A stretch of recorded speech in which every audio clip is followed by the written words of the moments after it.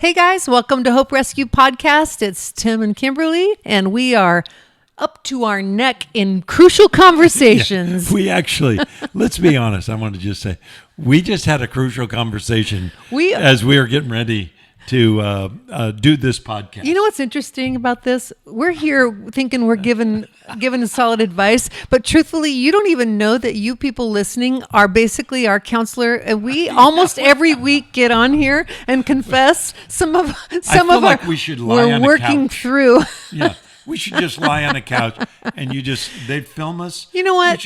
We want to say thank you. Thanks for Thank being you. there for Thanks us, for being for our our marriage. Yeah. and it gives us a place to have crucial conversations because we are speaking to you, our therapist. So we're processing through this information. So one of the things we wanted to talk to you as our therapist was this. You are our unpaid therapist, by the way. By the way. And so are we. Yeah. Some of you know you're our therapist, but irrespective of that, we are talking about communication when things kind of ramp up. Crucial conversation is when the stakes are high and emotions are running hot and there's a disagreement. And whenever that happens in marriage or with your children or friendships or coworkers, whatever, communication is not as easy. Communication is easy when you're in agreement and when the emotions, and it doesn't really matter when the stakes are high, it matters. So we as we go through this book, and that's what we're trying to do. We're on part 3 of our series. And one of the things that I wanted to present kind of outside of the book is this: communication and fear. One of the things about fear that you should understand is fear is the killer of intimacy. Right. It's the killer of communication. If they say, people will say, therapists, professionals, whatever, will say, the key is you have to have solid communication. That's the cornerstone. Well, I'll tell you what, you have to have not just communication, you have to have safe communication. Yeah, we that's talked good. a little bit about that last week, but you need to be safe. Someone has said to me before, and I've actually even thought this before, the only time I can confront is when I'm angry. And that is the wrong time to confront. And the fact that you use the word confront instead of, it doesn't have to be a confrontation. When communication should not be confused with confrontation. Yeah, confrontation is a negative word. You're coming for someone. Yeah, like I'm going to correct them. Yeah, there's times when you have to have that's why we use the term crucial conversation, where there's a lot of stakes involved, but it doesn't have to be a confrontation where you're basically, it feels like you're nailing someone against the wall. Yeah, sometimes scripture uses, when we preach the word, be diligent in season, out of season, reprove, which means correct somebody's behavior, rebuke, That's a confrontation. Those words are there. But let's think about connecting with that person and resolving the issue. Not just connecting, right, but resolving the issue. And not just resolving the issue, but connecting. Both sides of that are the same coin, just two different sides. Here's the problem with communication is what we would call confirmation bias. And I mean, every one of us has it. We have this idea, we've come to this conclusion, here it is.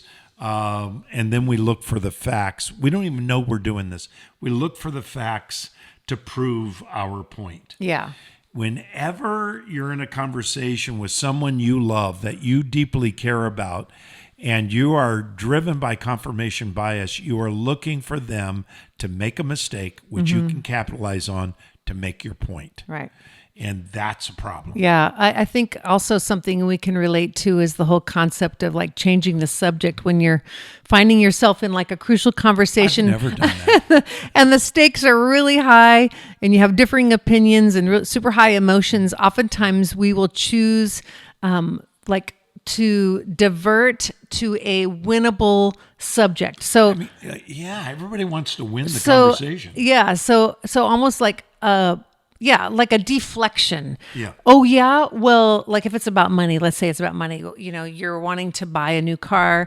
Da da da. It doesn't make sense. Yada yada. And I'll say, let's say I wanted to get the car, and you'll say, well, you spent too much money on our credit card. You totally deflect to something else instead of the actual topic at hand, even though it could be about finances. But it's almost like you're trying to make a win based on something that is off topic.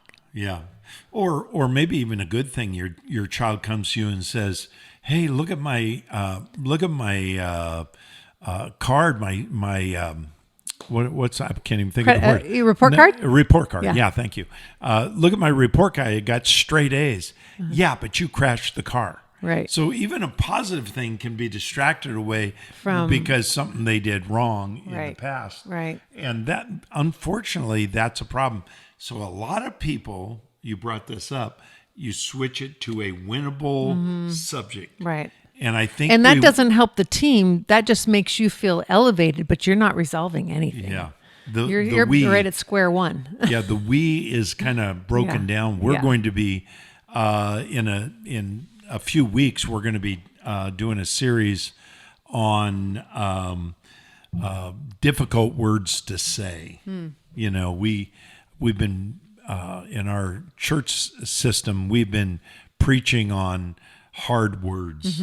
Hard words to say, like "I love you" or "yes" or "no" or "I'm sorry," with those kinds of things, or whatever it might be. And we're going to be doing a series on that. And when we do, one of the things that you have to keep in mind is it's very difficult to say certain things when you're trying to win the argument. Right. Like, you know what? I'm wrong. That's really tough. Yeah. So here we came up with three signs you're having the wrong topic. So think about this. Whenever you're in a crucial conversation, like Kimberly and I have been in those today. And when you're talking about a certain thing, it's easy to change the topic. And again, as Kimberly said, you want to change it to a winnable topic or subject. So here's how you know you're in having the wrong topic. Yeah, you're talking about the wrong thing. Right. You're not talking about the real issue. The real issue is whatever, and you're talking about point B. Number one, emotional escalation, fear, anger, defensiveness, those kinds of things seem to be overwhelming your conversation. You're not dealing with this. What you're doing is you're throwing a lot of distractions at that person, making them very defensive. Secondly, skeptical conclusions. You have low confidence that this will work, even if you agree. So sometimes we get off topic and we start talking about the wrong thing. Right. And before we go into the next section, the third thing is what? The déjà vu dialogue. Okay, I can relate to this, and I think many of us can. The conversation always hits the same topic and is unresolved. Like you're circling back to the same thing, the same negative space. I experienced this so much in my first marriage, where we had the same conversations over and over again, and the same tools were used, and there was never any like moving past the negativity, and it was always centered more around my failure, and these are the things, if you just didn't do this, then I wouldn't react this way, or and that seems to happen so often. It's definitely a terrible thing that we can be freed from if we'll both enter into having a healthy conversation, taking ownership. Here's one way to figure that out. Just as you were talking about that relationship, I'm thinking of one of the things that's really helped me is this concept. When we are trapped, we feel trapped. We do something called hiding and hurling. Hiding and hurling. Hiding is I hide my faults and I hurl accusations at the person I'm talking to. So that's the distraction. I'm not talking about the real issue. In fact, I'm hiding maybe my part in the real issue, and I'm hurling accusations that may or may not have anything to do with what we were talking about. Right. So conversations, crucial conversations, really are important to resolve by dealing with the topic and dealing with it in a healthy way. So here's the skills. We came up with skills for finding the right topic, and we have 3 things, and Kimberly's going to deal with the first one. First one is unbundling. Second one is make a choice, choose the right thing. And then number 3 is to simplify. We'll go over those. So unbundling, and we're going to put it under, we're going to call it conversation CPR. And the first C would be content. So when you have one person that speaks over you or denigrates or demands as a one-time event, does that happen in that conversation? Is that the kind of conversation you're having? Yeah. Have you ever tried to unbundle a problem?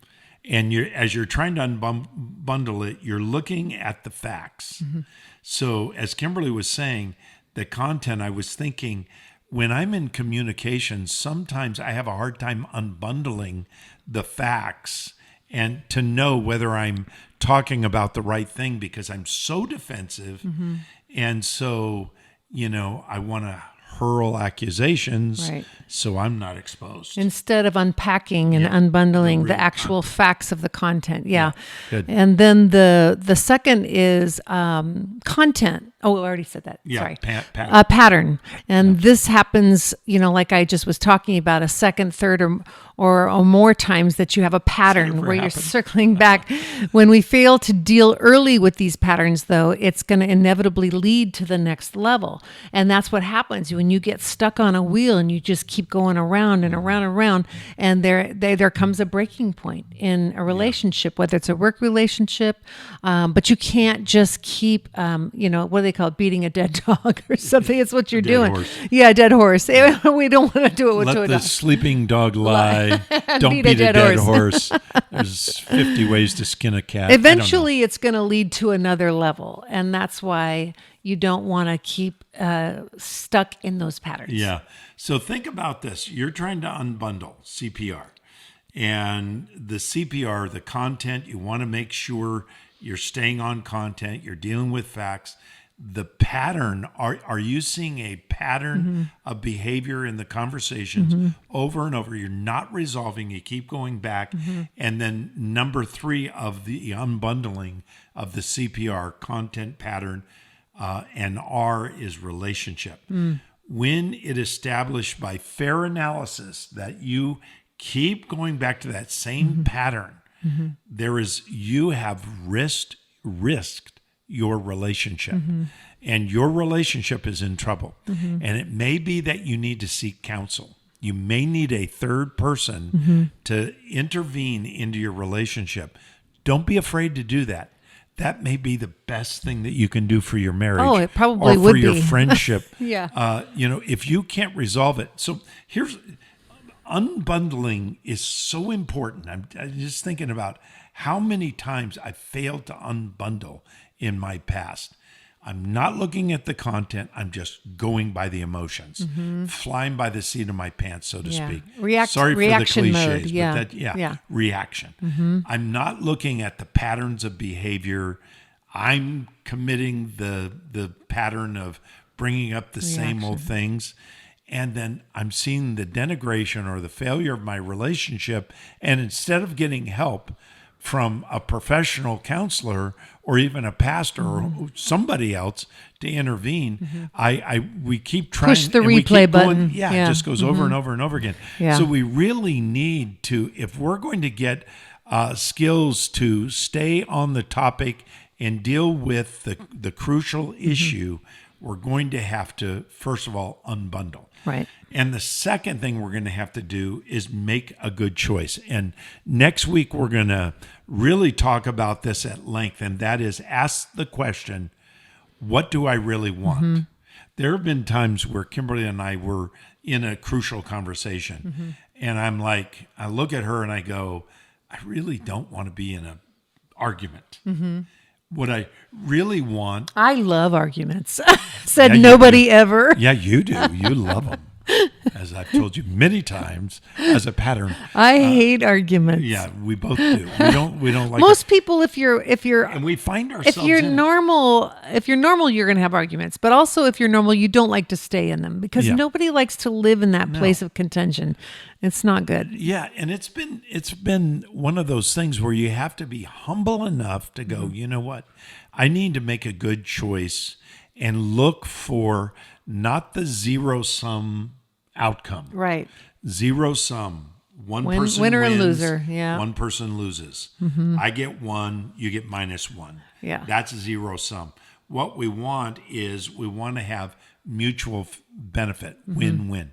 When I look at Kimberly as my wife and the love of my life, it makes me want to humble myself and say, you know what, this isn't working, what we're talking about. Let's stop this for now and put a bookmark here if we need to, like we talked Right. about before, or last week, I guess.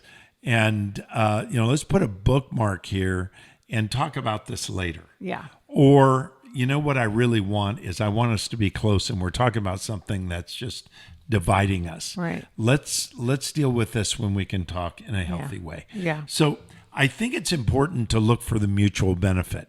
So we have to unbundle CPR. We need to choose what we really want. And next week, we're going to talk at length about how to ask yourself what you really want. And then number 3, It's just to simplify.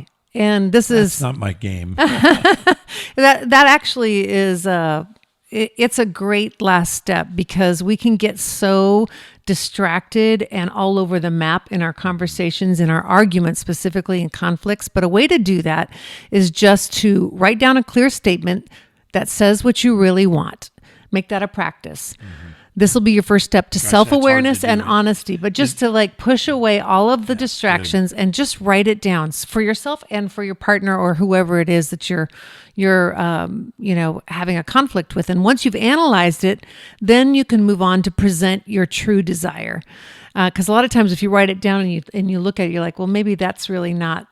That's not necessary, or maybe this isn't so important to me. When you simplify it down, when the conversation moves off topic at that point, like you said, put the bookmark in and then clarify. In other words, let's talk about the struggle that you're having at home, and then we'll discuss maybe the project deadline or whatever the issue is. Yeah. So like at work, if you're trying to, deal with somebody and they're blaming somebody else, you say, okay, let's talk about that. But we're going to come back. We're going to put a bookmark here. Yeah. And we're going to come back and talk about the real issue. We deal with couples all the time. And in dealing with couples, oftentimes we have to let them know you need to write down what you really want and what you're really feeling. So they go, well, I feel angry. Okay. Why do you feel angry? Because anger is not the primary emotion. Fear is the primary emotion. What are you afraid of? I often ask people in counseling and just, discipleship, what are you really afraid of? If you could get to the fear, you can fix the problem. And for me, So good. when I ask, what am I afraid of? I'm afraid of being disrespected. I'm afraid of being marginalized. I'm being afraid of being seen as a failure. Whatever that fear, that driver is, that's driving anger or overcompensation or distraction or, blaming other people or, hiding and hurling. All of that is really corrected when I write it down. I ask myself, what do I really want and what am I really feeling? I'm telling you, this will help you greatly. Yes. So stay on topic. The point of this podcast today, stay on topic. And if the topic is so sensitive you can't deal with it, or you can't really understand the issue, say, let's stop for a moment. We'll come back and look at this.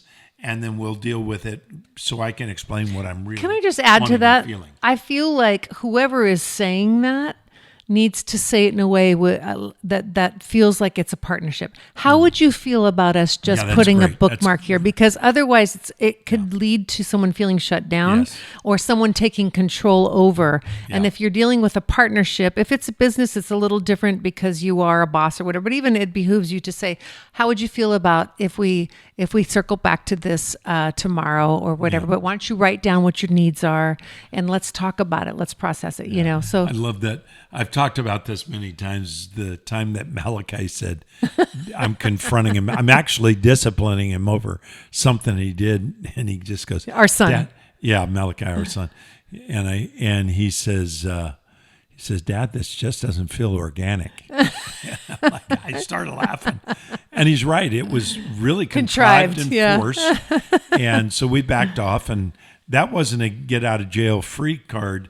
We actually came back and talked about it, but we did it in a better fashion. Right. So I have a tendency, as I said, to be abrupt, and I think it's really good. How about if we, instead of... How would you feel if that's good. we were to put a bookmark here and come back to it when our emotions are a little less intense? Yeah, that's Give good. them an opportunity to be a part of that decision. Well, next week we're going to talk about kind of concluding our a little mini series on crucial conversations. Our fourth episode on this, we're going to talk about how to analyze what you really want and how to ask yourself that question and get a viable answer that's going to drive better communication. So I think you should be here. Yeah, I'll be here. What would you feel about being here next time? Don't let me tell you what to do. We invite you. Yeah, we invite you. All right. Have a great week. God bless. Thanks for listening to Hope Rescue Podcast. See you next time. Bye, guys.